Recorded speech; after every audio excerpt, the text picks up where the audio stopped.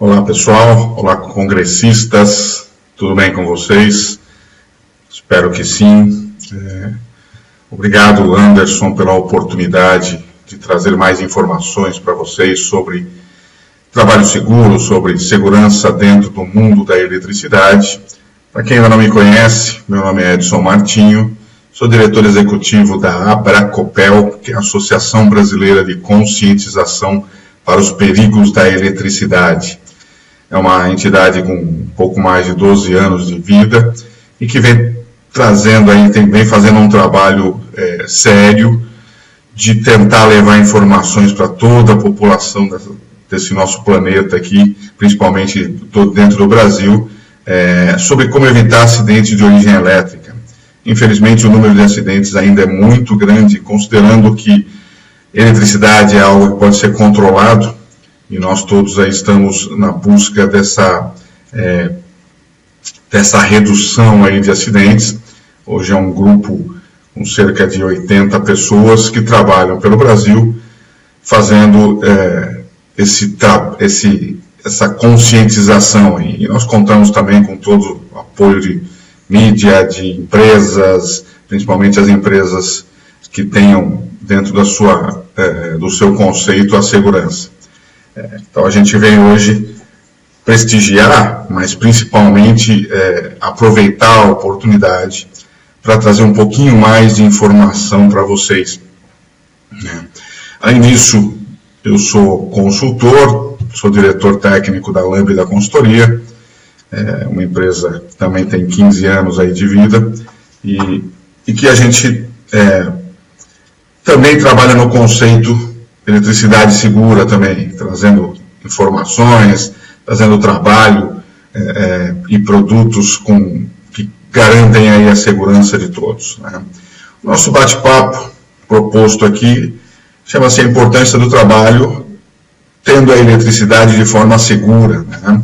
Então, a gente quer trabalhar isso hoje de uma forma que vocês possam estabelecer aí regras futuras para o seu trabalho, ou melhorar o que você já faz, ou implementar aí sistemas seguros. Não vou entrar em detalhes de cada um dos itens, mas a gente vai fazer uma pincelada sobre tudo isso. E por que eu digo isso, né? Por que a gente traz isso? Eu comecei a minha apresentação falando sobre a Abracopel, e a Abracopel como uma entidade que faz um trabalho de conscientização para os perigos da eletricidade.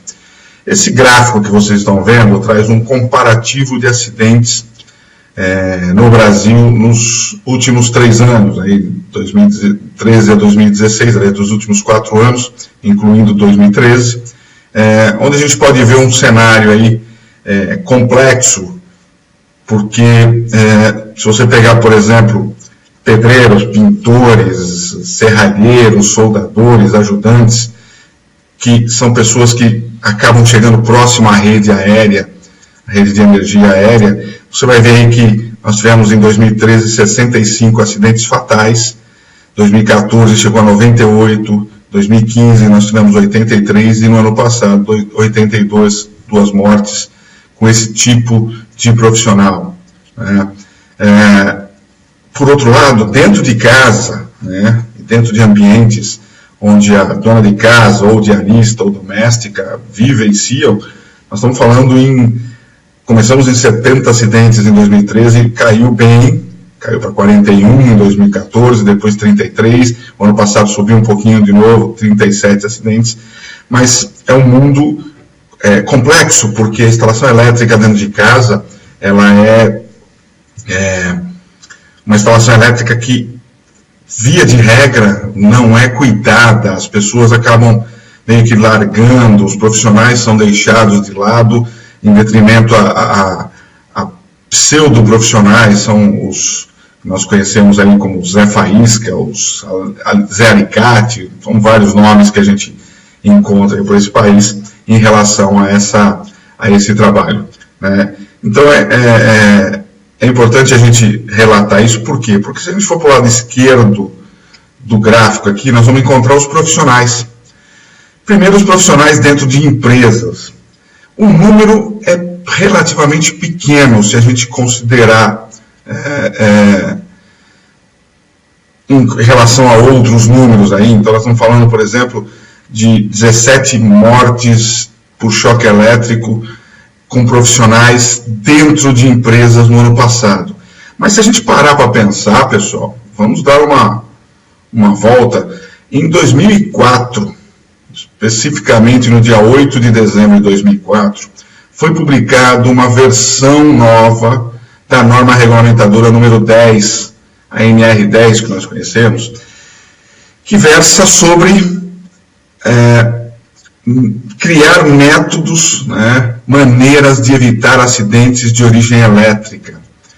E aí você para ver isso, depois de mais de 10 anos, ou seja, 12 anos indo para 13 anos de uma norma publicada que é obrigatória a sua implementação no Brasil, ou seja, toda empresa, todo local onde você tem um trabalhador em regime CLT precisa seguir as normas regulamentadoras do Ministério do Trabalho e Emprego. Nós temos ainda 17 mortes dentro das empresas em relação a choque elétrico. Isso é inaceitável. Eu particularmente acho um absurdo esse tipo de acidente. 17, 22 em 2015, um número muito grande de mortes. E isso, pessoal, considerando que muitos dos acidentes são subnotificados ou não são notificados. Então a gente tem que ficar atento para isso. Por que eu falo isso? Porque a gente sabe que acidentes de trabalho dentro das empresas, se eles não forem expostos a tempo, o pessoal acaba meio que subnotificando, abafando, deixando de lado, não foi bem assim, tem uma outra causa e por aí vai. Então a gente sabe que isso é complicado, mas mesmo que não fosse subnotificado, pessoal, nós estamos falando de 17 profissionais eletricistas que morreram em 2016 dentro de uma empresa que deveria ter toda a metodologia e todos os controles dos riscos para que a pessoa não se machuque, não sofra um acidente. Então é um absurdo isso, não dá para entender. E se for um pouquinho mais para o lado esquerdo, são os profissionais autônomos. Muitos de vocês trabalham aí no dia a dia, nas obras, na rua, atendendo clientes, fazendo parcerias. E olha lá o que nós estamos vendo aqui. Em 2016, nós tivemos 40 mortes desse tipo de profissional. Nós chegamos a ter 71 em 2013. O número deu uma caidinha, mas ainda é um número grande, pessoal. E por que a gente fala isso? Porque esses números, eles são baseados em notícias. Ou seja, cada vez que um acidente acontece e um jornalista, um blogueiro, um profissional, uma pessoa aí da rede social divulga isso, se ele tiver as palavras-chave principais, como a gente tem lá, nós recebemos um alerta, uma informação com a mensagem, e aí nossa equipe vai lá depurar essa mensagem. Ou seja, às vezes acontece de ter uma notícia do tipo, profissional subiu no poste para fazer instalação de internet, encostou na rede e morreu, entendeu? Então a gente vai lá avaliar isso. Mas às vezes tem lá, pedreiro encostou na rede construindo uma casa, e às vezes não tem muita informação. Mas, basicamente, essa é a metodologia que a gente usa para levantar os dados. Então a gente entende que esse número que a gente está apresentando aqui, ele é muito maior, imagina-se de 3 a 4 vezes maior do que esse número real. Nós estamos falando, se a gente está falando de 17 profissionais no ano passado, imagina-se que esse número seja em torno de 50 pessoas, 45, 50 pessoas que perdem a vida. Se 17 é um absurdo, imagina 50. Se 40 é um absurdo, Imagina 110, 120, 150 pessoas perdendo a vida, fazendo trabalho de eletricidade, com todo um procedimento, toda uma regra, todo um cabedal de informações, e um mundo de tecnologia que nós temos hoje, que não pode acontecer isso. Ou seja, você tem hoje EPIs, mas você tem EPCs hoje, eu vou falar sobre isso daqui a pouco, mas você tem proteções coletivas que garantem a sua segurança, e se precisar, você tem proteções individuais que vão garantir isso. Então, pessoal, não dá para a gente admitir isso, né? Antes de entrar nesse assunto, eu quero, toda a oportunidade que eu tenho, todo o trabalho que eu faço, eu trago essa discussão aí à tona, ou seja, trago ela para a gente refletir, que eu chamo de discussão técnica versus jurídica. Por que eu chamo de discussão técnica versus jurídica? Não porque eu acho que os advogados não têm sua função e não têm que fazer nada. Mas o que eu entendo hoje, o que eu tenho observado hoje no mercado, é que ninguém mais discute tecnicamente. Não sei se você, congressista que está me assistindo, concorda comigo, mas hoje a discussão técnica é muito pequena. O primeiro passo que se tem hoje é buscar se tem algum regulamento, alguma norma, alguma coisa que obriga a fazer tal coisa de segurança. Eu não sei vocês, mas eu encontro isso direto.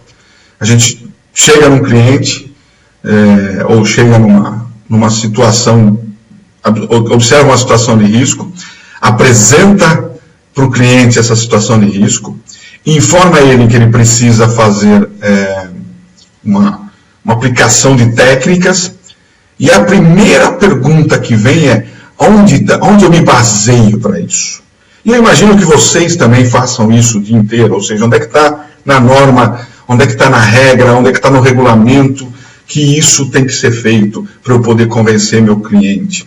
Isso é ótimo, é para isso que nós fazemos normas técnicas, é para isso que a gente elabora normas regulamentadoras, é para isso que todos se reúnem aí, via de regra, fazendo uma série de reuniões para poder trazer informações para vocês. Mas isto não pode ficar somente no ambiente jurídico.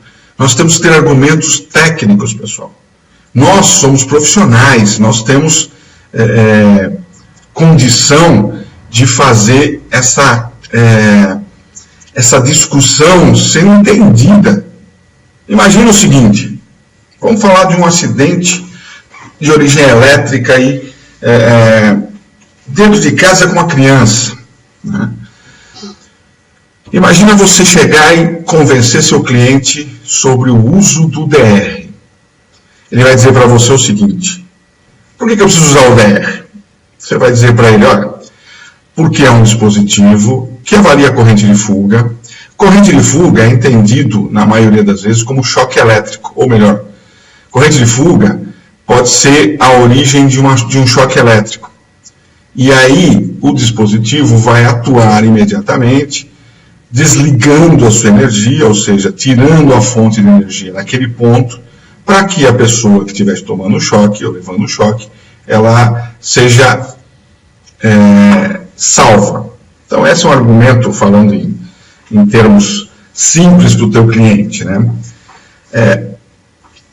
Raramente, né, quando temos crianças em casa, raramente alguém vai te perguntar por que eu preciso colocar o DR, em que norma está escrito isso. Mas está escrito na 5410, na norma de instalações elétricas de baixa tensão. Tá? Agora, nas empresas, a situação é diferente. Nas empresas, hoje, todo mundo quer saber onde está escrito isso. Por quê? Porque senão eu não vou fazer. Mas, cara, pelo amor de Deus, você está falando de uma situação de risco e está criando uma situação de eliminação ou controle do risco elétrico. Então, o argumento técnico por si só já deveria ser o suficiente. Mas o que eu percebo hoje é que as pessoas têm muita preguiça, sabe? É mais fácil procurar um argumento jurídico, não que a norma seja um documento para ser usado juridicamente, mas ela é usada em disputas jurídicas, né? Sempre. Toda vez que há uma disputa jurídica, as normas, os regulamentos são usados como base. Mas a gente percebe hoje que as pessoas não estão mais discutindo tecnicamente, ou seja, você não leva mais argumentos técnicos, você tem que levar argumento jurídico. E isso tem contribuído para que as pessoas não façam mais nada que não esteja escrito num papel e que sejam avaliados por um contexto jurídico que vai ter um resultado negativo para a empresa, ou para o profissional, ou para a pessoa. Isso é muito complicado, pessoal. Eu entendo que isso não pode continuar assim. Nós temos que mudar esse cenário. Essa é uma obrigação nossa e nós temos que mudar esse cenário, tá? Então, o que eu peço para vocês, e como eu disse, em todas as situações, todas as oportunidades que eu tenho, eu trago esse mesmo slide da discussão técnica versus jurídica, para que nós comecemos a trabalhar sobre a discussão técnica. Vamos deixar o argumento jurídico lá para frente, tá? Vamos trabalhar o conceito técnico. Nós estamos falando de segurança no mundo da eletricidade, então nós temos que apresentar os riscos que nós avaliamos e trazer as soluções para controle desses riscos, tá? Tecnicamente falando, as normas vão nos ajudar a buscar um amparo legal, as normas vão trazer documentos, argumentos que vão nos ajudar na discussão técnica, mas nós somos profissionais técnicos, inclusive profissionais do mundo da área de exatas. Então, nós não podemos perder uma briga por conta de não estar num documento ou não tem um documento que obrigue, quando o risco está iminente, tá? Então, eu peço aí para que vocês me ajudem nessa luta aí para diminuir este assunto. E para encerrar esse termo, para a gente passar para falar um pouquinho sobre os itens de segurança, o que eu peço para vocês, né? Vamos criar argumentos técnicos, porque hoje o mundo, principalmente o mundo da eletricidade, pessoal, o engenheiro, o técnico, o eletricista, todos estão perdendo espaço para outros profissionais. Eu tenho certeza que os meus amigos aí, engenheiros eletricistas, devem estar pensando, poxa vida, mas tem um engenheiro civil fazendo projeto elétrico, tem o arquiteto fazendo projeto elétrico, que absurdo, isso é o fim do mundo. Os meus colegas técnicos e eletricistas aí devem estar falando, mas o pedreiro também faz, o técnico de edificações faz não sei o quê. Ou seja, hoje todo mundo está tomando o lugar da elétrica. Mas sabe de quem é a culpa? Nossa. Sabe por quê? Porque a gente não vai na discussão técnica. A gente não apresenta argumentos técnicos. A gente fica correndo, que nem já dizia minha avó, barata tonta, tentando achar aonde está escrito, onde tem argumento para isso, e não discute tecnicamente. Nós temos conhecimento técnico, pessoal. Nós temos condição de convencer a pessoa de forma tecnicamente. Então vamos botar a cabeça para funcionar. Legal? Desculpa entrar nesse assunto, pessoal, mas tem tudo a ver com o que a gente vai falar hoje, tá? Tem tudo a ver, porque a gente precisa seguir alguns conceitos de segurança, né? E aí eu listei alguns deles, porque quando a gente vai falar de trabalho seguro, dentro do mundo da eletricidade, que a eletricidade não permite, não te dá muita chance, porque um acidente com eletricidade ele é extremamente perigoso e vai trazer consequências lá na frente se você não tiver as consequências, se você não tiver agora algo que aconteceu com você no choque elétrico, ela pode causar problemas lá na frente, ela pode criar, como é que fala, desenvolver algumas patologias, algumas doenças lá na frente. Então, a gente precisa ter consciência disso, né? E o primeiro passo é conhecer os riscos. Então, quando a norma NR10, a norma regulamentadora número 10 do Ministério do Trabalho e Emprego, diz que todo profissional que for trabalhar com eletricidade precisa fazer um curso esse que tem 40 horas e um determinado número de atividades a ser cumprida, ele nada mais faz do que conscientizar o profissional de que existe uma série de riscos dentro do trabalho com eletricidade. Quais são esses riscos?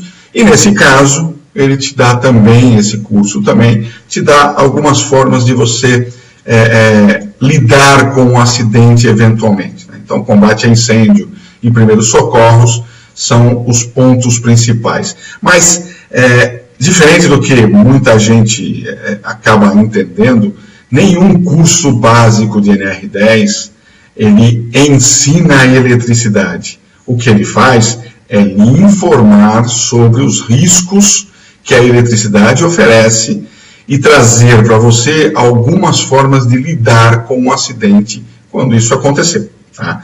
Então, pense bem, pessoal. O curso, ele está conscientizando e te dando conhecimento sobre os riscos elétricos. Por isso, é importante você sempre fazer participar de um curso básico descrito na NR10, tá? Importante também, pessoal, é você ter o feeling, a percepção de que o curso é bom ou ruim. O curso ele tem que ter, primeiro, passar por conceitos de segurança, passar por riscos, ou seja, mostrar para vocês quais são os riscos e quais são os conceitos de segurança, né, durante esse tempo todo, apresentar argumentos que você possa ser convencido e possa convencer seus clientes sobre como evitar acidentes. Então, é importante que você tenha nesse contexto esse conhecimento. Fazer o curso por fazer o curso só para ter um papel, ele é um desperdício de tempo gigante, tá? Porque se você não tiver essa consciência, você vai acabar entrando num trabalho de forma mais confiante, achando que sabe tudo, e vai acabar sofrendo um acidente, tá? Então, o primeiro passo é conscientização. O segundo passo está no planejamento, né? Planejar o trabalho, o que eu vou fazer, aonde eu vou fazer, quais são os passos que eu vou seguir, quais são as ferramentas que eu vou utilizar, né? Então, importante nesse planejamento é você avaliar os riscos. Então, o primeiro passo é: eu vou trabalhar numa subestação de média tensão, de transformação, posto de transformação, vou trabalhar num prédio residencial, num centro de medição, eu vou trabalhar substituindo fios na cozinha de um cliente, eu vou trabalhar numa indústria de grande porte. Então, tudo isso você precisa entender o que você vai fazer e, desse jeito, avaliar todos os riscos. Então, eu vou trabalhar dentro de uma cabine de transformação, num posto de transformação. Então, o primeiro passo é: lá eu tenho média tensão e tenho baixa tensão. Lá eu tenho áreas de zonas controladas e não controladas, zonas livres e zonas controladas. Se eu precisar adentrar num determinado ponto, quais são os procedimentos de segurança? Então, tudo isso, essa avaliação dos riscos: eu tenho risco de eletricidade, eu vou trabalhar em altura, eu tenho risco em altura, eu vou trabalhar num ambiente confinado, eu tenho risco para esse ambiente confinado. Então, tudo isso, pessoal, é uma avaliação de risco que a gente precisa fazer previamente. A partir daí, eu vou elaborar um plano de trabalho. Então, eu vou chegar no local, eu vou solicitar a abertura do painel, ou eu vou abrir o painel, eu vou usar tal equipamento, eu vou fazer tal condição. Então, tudo isso é importante para que a gente tenha um trabalho seguro. Junto com isso, nessa elaboração de plano e na avaliação de risco, eu vou definir os equipamentos de proteção coletiva e os equipamentos de proteção individual. Então, volto lá, no equipamento de proteção coletiva, eu tenho a prioridade. Então, dentro da proteção coletiva é sempre prioridade. E a prioridade dentro do conceito de segurança é a desenergização. A norma NR10 ela é muito clara, ela é muito específica, dizendo que é prioridade desenergizar o circuito. Então, toda vez que eu precisar fazer um trabalho com eletricidade, eu vou avaliar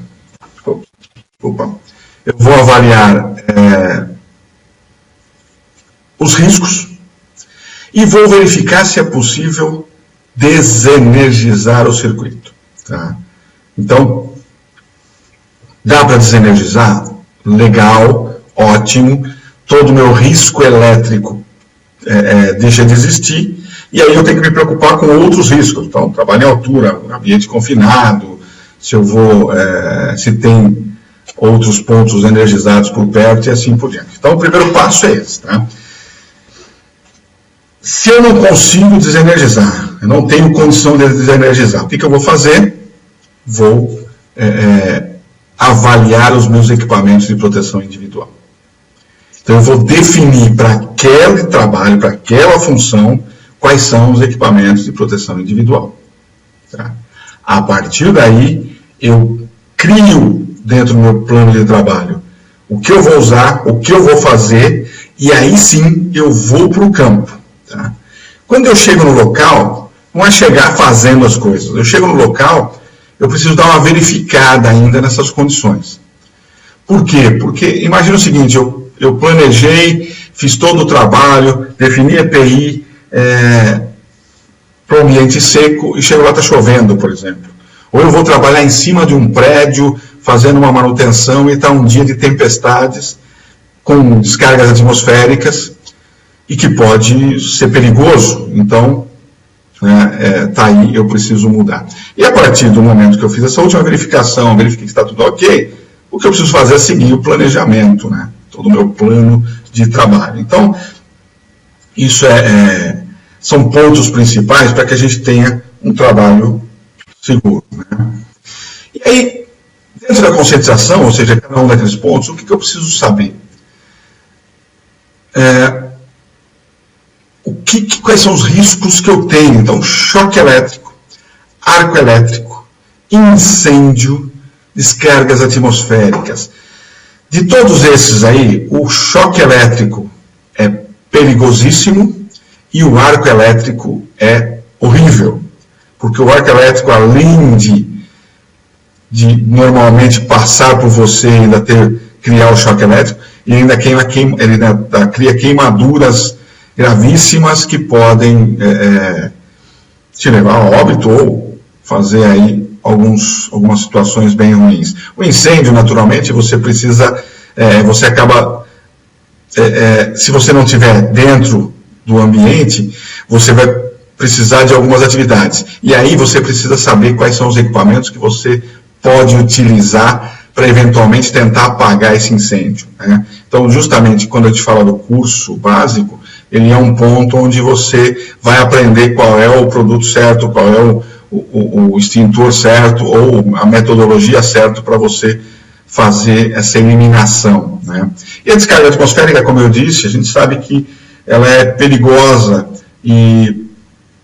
mas depende do ambiente que você tiver, ela pode estar protegida. Então, alguns itens, é lógico que tem outros riscos aí que a gente precisa entender, mas é importante que vocês tenham essa conscientização de cada um. O choque elétrico, para a gente entender, pessoal, muita gente brinca com isso, dizendo, esses dias vocês já devem ter visto também, apareceu um vídeo, já apareceu antes e agora voltou um outro vídeo de um cara que energiza um transformador e aí ele sobe em cima de um isolador simples, e vai lá e entra o potencial de 13.800 volts, depois ele sai desse potencial sem EPI nenhum, ou seja, na verdade, ele sabe o que está fazendo, mas correndo um risco absurdo, tá?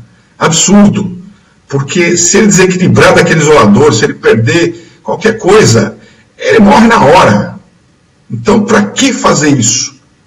Né? E postar isso numa rede social para mostrar para todo mundo, muita gente acaba assistindo isso e achando que choque elétrico não é perigoso. Pessoal, 30 miliamperes passando pelo coração de um ser humano mediano, um adulto, pode ser fatal. 30 miliamperes. Eu não estou falando de valores altos, não. 30 mili, 10 a menos 3, ou 0,03 amperes, passando pelo coração de um ser humano, pode ser fatal. Então não dá para brincar, não, tá? As pessoas brincam muito com eletricidade. Ah, mas um choquinho, choque 110 não mata, mata e muito, não é pouco, tá? 110 volts, 127 volts, que é a tensão na maioria dos locais aí, ela é extremamente perigosa e as pessoas brincam com isso. E sempre digo, choque elétrico é passagem da corrente elétrica pelo corpo. Se ela não causou nenhum, se ela não causou nenhum problema hoje, ela pode ter afetado um órgão do seu corpo que pode desenvolver uma doença futuramente. Ela pode afetar um rim, um baço, um fígado, um pulmão, e aí futuramente você desenvolve uma doença e acaba sendo vítima dessa doença. Então não brinque com a eletricidade de jeito nenhum, pessoal. Tá? Dentro do planejamento, como eu disse, é muito importante a gente definir a forma como será executado aquele serviço. Então, como eu disse, planejamento é você definir, né, a sua forma de trabalho. E pensando nas adversidades, tá? Então, pense no que você vai encontrar pelo caminho de coisas que não podem ser, que não estavam previstos. A vantagem de quem atua na área elétrica, né, eu sempre brinquei com isso, mas é sério, a vantagem de quem atua na área elétrica é que você, desde que começa a estudar, você precisa começar a pensar, imaginar um elétron andando por um fio e realizando o trabalho, né? Diferente da maioria das outras profissões, que o cara está vendo ali algo torto, uma engrenagem raspando, ou o que seja, né? Na eletricidade você meio que tem que imaginar. Hoje você tem uma série de documentos, de equipamentos, instrumentos que vão te ajudando aí a avaliar, mas mesmo assim você ainda tem que ser um cara que tem uma boa imaginação. Então nesse planejamento, pense fora da caixa, como o pessoal fala, né? Pense em volta. Imagine, você vai trabalhar num centro de medição de um prédio, imagine em volta dele tudo que pode afetar o seu trabalho. Então, pense fora da caixa. Tá? Sempre importante. Outra coisa, escolher os melhores equipamentos, pessoal. Por exemplo, instrumentos de medição. Instrumentos de medição, a gente já teve a oportunidade em outros seminários e outras palestras falar disso. Você tem que escolher o equipamento certo. Equipamentos de medição, por exemplo, eles têm categorias. E para trabalhar com indústria ou trabalhar em pontos de interligação entre média e baixa tensão, você precisa de equipamento categoria 4, tá? 600 volts pelo menos, que é a tensão que você está usando. Então, você nunca vai poder... você precisa escolher esse equipamento de forma correta, porque senão você vai sofrer um acidente. O equipamento categoria 1 ele é muito mais barato que o equipamento categoria 4, mas ele não tem a proteção que o categoria 4 tem, principalmente quando você vai trabalhar com tensões entre 220 e 380 volts, em ambientes com correntes relativamente elevadas, você pode ter aí um pequeno surto internamente, e esse surto virá um arco elétrico, e esse arco elétrico virá um acidente aí que pode até ser fatal, tá? Então é importante a gente pensar nisso. Outro item que a gente fala é o cronograma, né? Então, faça um cronograma para que você trabalhe tranquilo, mas se atente aos possíveis problemas, como eu disse, pensando fora da caixa, e defina metas flexíveis, pessoal. Tá? É importante você ter algumas metas flexíveis, não tem que ser cronograma apertado, porque eu sei que você às vezes exigido disso. Eu tenho uma série dessas, no momento que eu estou gravando isso, eu estou com um trabalho com uma meta apertada, mas você tem que ter uma certa flexibilidade. Então, trabalhe com isso, para que a gente não tenha nenhum problema. Né? Análise de risco, como eu já citei, é importante analisar todos os riscos. Então, risco elétrico, trabalho em altura, área confinada, área potencialmente explosiva, tudo isso tem que estar no contexto que você está trabalhando. Tá? Então, pense, eu vou trabalhar numa indústria, essa indústria tem uma área de armazenamento de sei lá, acetona, produtos químicos em geral. Será que esse ambiente é um ambiente classificado como potencialmente explosivo? Então eu preciso saber quais são os procedimentos. Eu vou trabalhar num armazenamento sei lá, de grãos. Armazenamento de grãos, em primeiro momento, parece um ambiente inofensivo, né? Mas ele tem poeiras, e essas poeiras podem gerar explosões, podem ser potencialmente explosivas. Então, você precisa entender esse ambiente e fazer essa análise. Então, além de trabalhar com eletricidade, eu vou estar num local onde eu não posso gerar nenhum arco elétrico, nenhum pequeno curto-circuito, eu não posso ter equipamentos que quando eu movimento ele cria um mínimo de arco, eu não posso usar um interruptor, tudo isso tem que estar no contexto, né? Então eu preciso avaliar, vou trabalhar em altura, tem que seguir a NR35, que é a norma regulamentadora que rege todos os conceitos de trabalho em altura, vou para área confinada, ou seja, um ambiente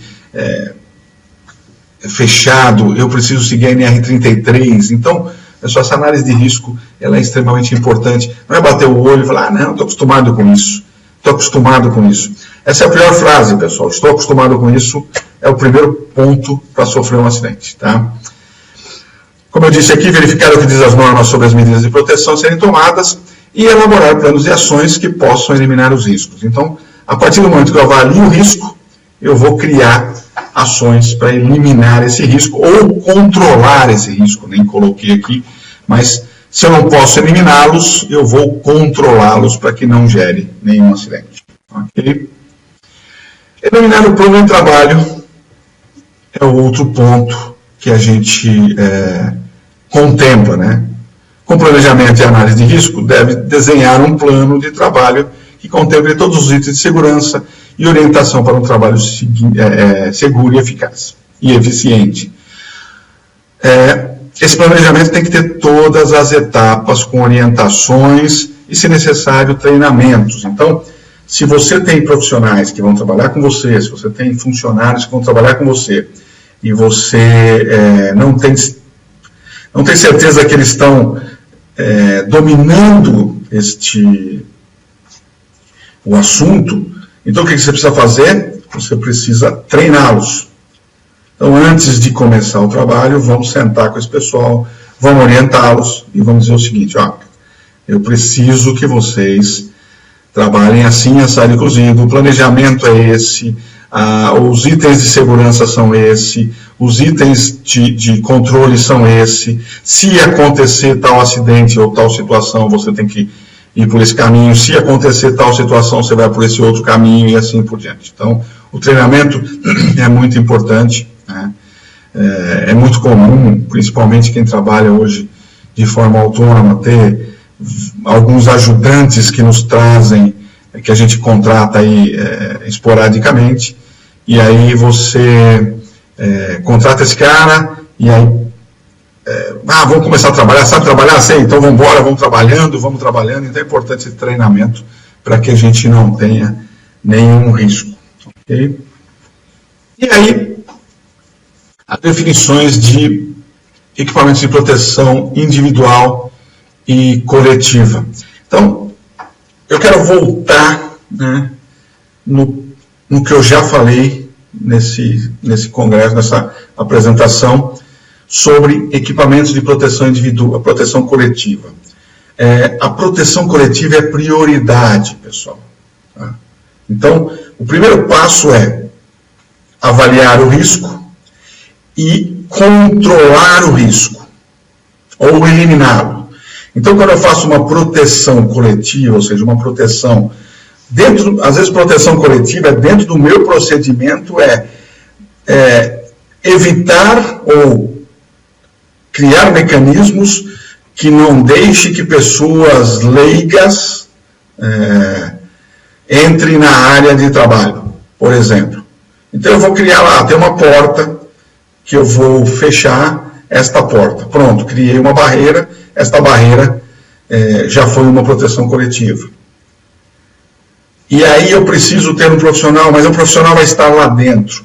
Então, de novo, voltando, se o profissional vai estar dentro de uma área controlada, eu preciso pensar se eu consigo desenergizar o circuito. Eu consigo tirar a energia elétrica desse circuito. Se eu consigo, ótimo, parabéns. Você vai trabalhar sem risco. E aí o seu profissional ou você vão diminuir esse risco, ou seja, você pode ter outros riscos, mas sem risco com a eletricidade, você desenergizou e ponto. Não tenho como controlar isso, não tem jeito, Edson. Então eu vou para a proteção individual. Uma parte importante aqui sobre proteção individual, pessoal. Ela é o último recurso e ela deve ser específica para cada atividade. O que significa isso? Significa que para trabalhar numa subestação, por exemplo, eu tenho determinado equipamento de proteção individual para A, B e C. Se eu saio dali e vou trabalhar num centro de medição, o equipamento de proteção individual é outro. Se eu vou trabalhar numa posto de transformação de média tensão para alta tensão, o equipamento é outro. Eu vou trabalhar em rede aérea, o equipamento é outro. Ele tem que ser específico para cada atividade. Tá? Então, eu tenho lá uma luva. Você tem uma luva para o quê? Para que classe de tensão? Para que tipo de trabalho? Acho que é para alta tensão. Provavelmente errado, porque a alta tensão é acima de 34,6 kV. Então, já está errado. Isso na norma técnica, ou acima de 1000, usando a NR10, né? Mas provavelmente você pode cometer um risco, um erro. E outra coisa importante no equipamento de proteção individual, pessoal. Esse equipamento de proteção individual ele deve ser sempre verificado.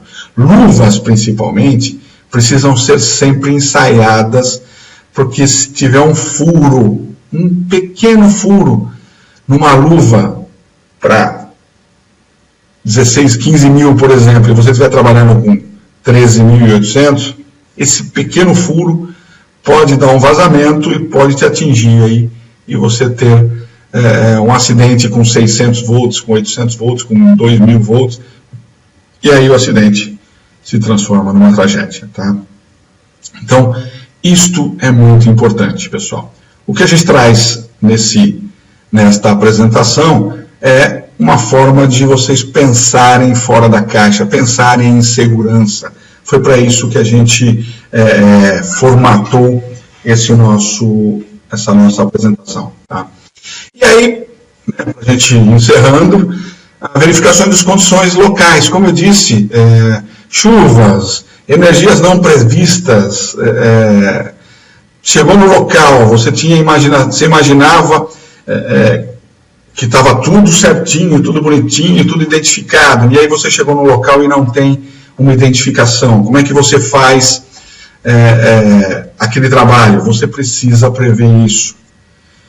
Posso contar um caso que nós fizemos recente de uma reforma de prédio, onde nós fizemos todas as desenergizações para fazer um corte de um eletroduto, e quando nós começamos o corte, percebemos que havia uma energia que não estava prevista, que vinha de outro local, tá? Que a gente tinha desenergizado, e que estava lá energizado. Ou seja, por sorte e por prudência, né, o pessoal fez uma avaliação antes, identificou que esse ponto estava energizado, mas ela não estava prevista em lugar nenhum, ela estava ali, ela veio, foi uma chamada puxadinho que alguém fez e acabou trazendo isso lá. Então, isso é importante, como eu já falei antes, as chuvas, as condições atmosféricas, né? Descargas atmosféricas, você vai trabalhar em ambiente externo, a descarga atmosférica é um ponto importante a se avaliar, né? Eu tenho que chamar, não tem jeito, Edson, eu trabalho numa distribuidora de energia, eu tenho que ir à rua fazer a reenergização, quando tem tempestades, o pessoal não deixa eu ficar, não posso negar de fazer o serviço. Ok, então o procedimento para esse tipo tem que ser analisar o risco e criar mecanismos de controle. Tá?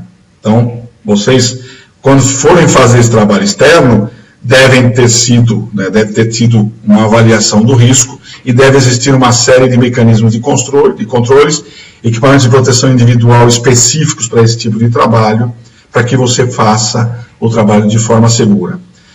Em resumo dessa história toda, pessoal, nunca faça um trabalho no chamado achismo. Eu acho que vai dar certo, eu acho que não tem energia, eu acho que está tudo desligado, eu acho que esse EPI é correto, eu acho que não vai chover. Entendeu? Então, tudo isso, pessoal, o famoso achismo, vai te levar a um acidente.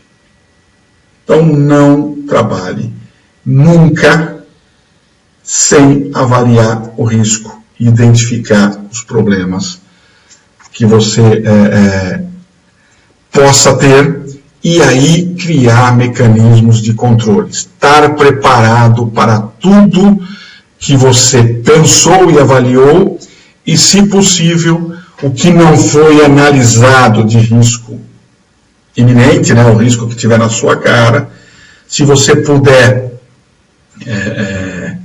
pensar, o que eu chamo de pensar fora da caixa, para que você tenha uma condição segura, ótimo. E se você conseguir pensar fora da caixa, você vai ter visões e cenários que você pode criar mecanismos de controle que, se por um acaso aparecerem e não estavam previstos, você vai poder controlar isso de forma mais simples. Ok? Bom, pessoal, esse é um recado que eu queria trazer para vocês. Tá? De novo, eu quero agradecer o Anderson pelo convite, quero parabenizá-lo pela iniciativa. Essa proposta de um congresso dentro da área elétrica é algo que a gente já tinha pensado e sonhado como a Bracopel, mas infelizmente as condições não nos permitiram. Então, parabéns, Anderson, pela sua iniciativa aí, e pela sua garra de trazer isso. A gente sabe que não é fácil montar um congresso com grandes participantes, como a gente está vendo aí, e quero desejar a todos vocês sempre segurança. Lembrando, pessoal, NR10 é a norma regulamentadora do Ministério do Trabalho que rege trabalho com segurança. Então, se você, mesmo que você não esteja numa empresa, mesmo que você seja um profissional autônomo, mesmo que você seja um profissional que não precise seguir a NR10, siga, estude ela, busque entender. Muita gente, para a gente encerrando, muita gente me diz o seguinte, né? Poxa, Edson, a NR10 tem um monte de pontos obscuros. Eu mesmo, há 6 anos atrás, juntamente com outro grupo, iniciamos um trabalho de criar um documento técnico, uma norma técnica, de guia de boas práticas para trabalho em segurança. Esse projeto de norma está em andamento, ela ganhou o número de NBR 16384. A gente espera que até o final desse ano de 2017 a gente consiga publicá-la. Ela sofreu algumas modificações, aí já era para ter sido publicado, mas sofreu uma série de modificações, e aí a gente está revendo ela, tá? Mas é importante que ela está sendo feita. Mas o que eu vejo na NR10? Se você ler ela, se você interpretá-la pensando na segurança, você vai entender ela como uma excelente norma. Se você ler ela pensando em cumprir uma norma, você vai achar um monte de falhas e itens obscuros que não são claros para que você implemente. Então, para quem já me assistiu em palestras, sabe o seguinte: quando você está lendo a norma e encontrou uma condição para você avaliar, crie o seu mecanismo de controle. Quando você terminou esse mecanismo de controle, pense na seguinte pergunta: eu colocaria um ente querido, meu filho, meu pai, minha mãe, sei lá, alguém que você ama tanto, nesta condição de trabalho? Tudo que nós falamos agora há pouco, né? Que a gente falou durante essa palestra. Em todas as condições que você avaliou, fez o planejamento. Termine o planejamento pensando o seguinte: eu colocaria meu filho ou um ente querido nesta condição de trabalho? Se a resposta é sim, eu colocaria, parabéns, você está preocupado com segurança. Se a resposta é acho que sim, ou não sei se eu colocaria ou não colocaria, volte e refaça todo o seu planejamento, incluindo a análise de risco, porque você não está seguro do trabalho que ele é seguro. Então, fazendo uma brincadeira, então você não está seguro que o seu trabalho será seguro.